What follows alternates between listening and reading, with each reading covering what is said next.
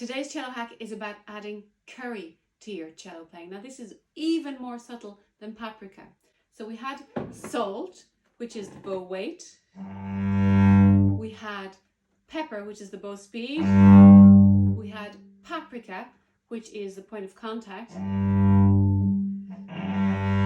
between the fingerboard and the bridge.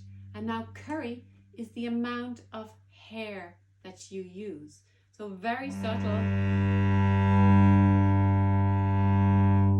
We can start with the idea of the bow being parallel, the bow hair being parallel to the floor, put it on the cello, and because of the angle of the cello, not all the hair is on the string. And then we can slowly turn the hair so that all of it is on the string.